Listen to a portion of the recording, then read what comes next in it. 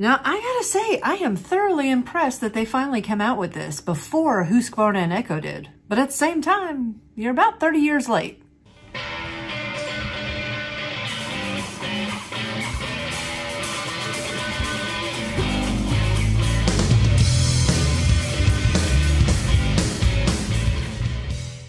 Hey y'all, thanks for tuning back into Chickanic. I hope everybody's having a great week. I had to go to the Stihl dealer today and pick up some OEM parts for a chainsaw that I'm working on.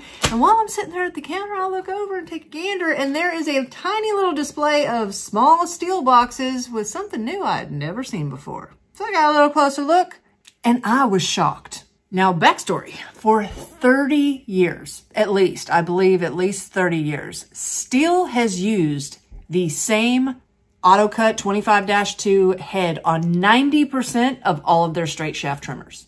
And it hasn't been a bad design. I mean, once you're familiar with it, it's pretty easy to pop the cap off, pull the spool out, wind it up, pop it back in, and you're good to go. Now, it doesn't matter if it is a Stihl head, a speed feed head, a Husqvarna head.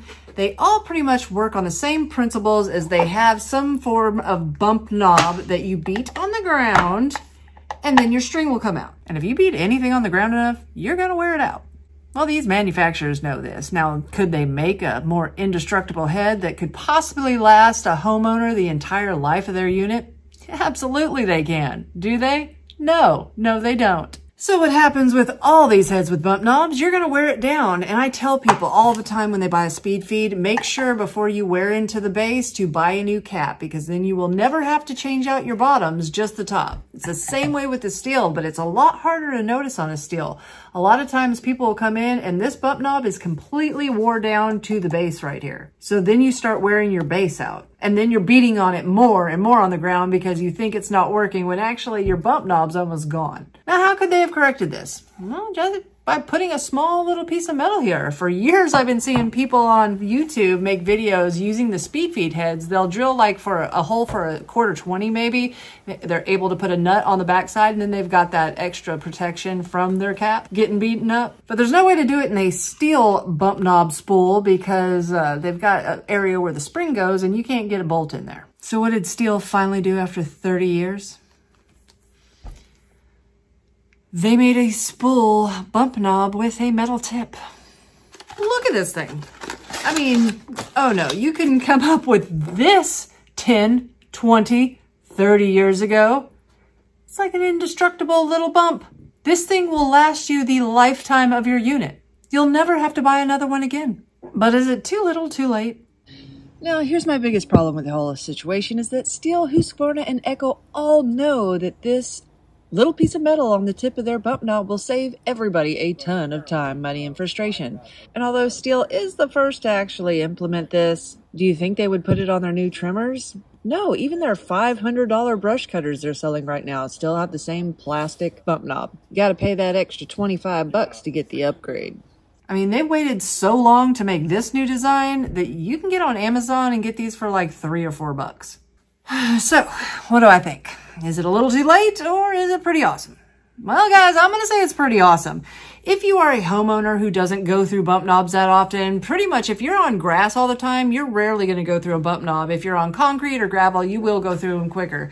But you're not going to change them that often, so it might not affect you as much. But if you're commercial, or even if you're just a heavy-duty homeowner, maybe a farm or something like that, I would definitely recommend getting one of these. I can tell just from the way it's made that it is very sturdy. It's going to last you a long time because it ends up costing my commercial guys a lot of extra money that they don't need to spend. Because if you can catch your bump knob wearing out before it gets into your base here, you only have to change the bump knob out. Same thing on the speed feeds, same thing on the Husqvarna, but nobody ever does. They always let it get into the cap, and then they're buying parts that are almost the same price as a whole brand new head. And I really got to give Stihl props. I mean, they did it before Echo and Husqvarna. Everybody has been talking about doing this for years. Why somebody hasn't already done it, I don't know.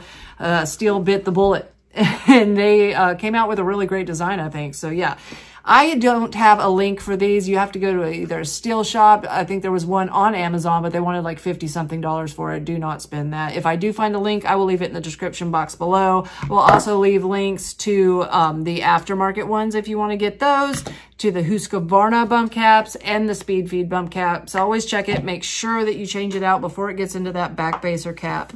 But yeah, I just thought that was super cool and I wanted to share it with you guys. I thought somebody else might find that pretty interesting. Now, before I head out, I do want to tell y'all I started a Amazon store. One-stop shop for every cool tool that you could possibly ever want.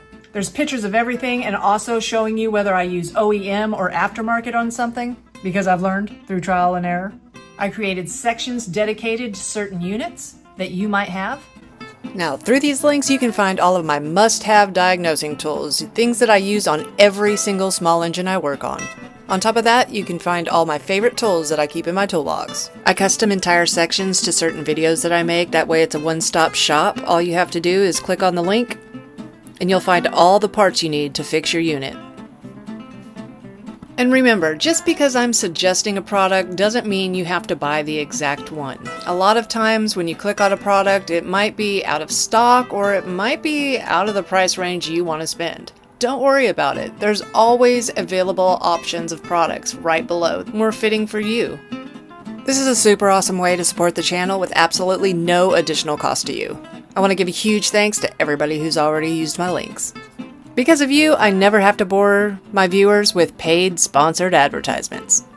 I do want to tell you all something about this fan. I had so many comments on it. Let me tell you the story. So before getting into the whole lawn and garden business, Ron and I owned a small country kitchen cafe. I'm talking pounded, breaded, fried chicken, fried steak, 6-hour slow roasted pork roast, meatloaf made from scratch with love. Well, when we designed the place, I wanted it to be like Cracker Barrel. Like, I love Cracker Barrel. I like the things, you know, assortment of things on their menu, and I wanted to sort of mimic that, but be real. Like, everything that we cooked was straight up like your mom made it. And we did that. Well, for the decor, I went to the flea market and I would buy broken antiques to put on the wall, old portraits, newspaper articles. I dug the whole antique thing. So at the time, I purchased this fan, broken, without even a cord. And now I've had that fan for 16 years and it's been broken the whole time.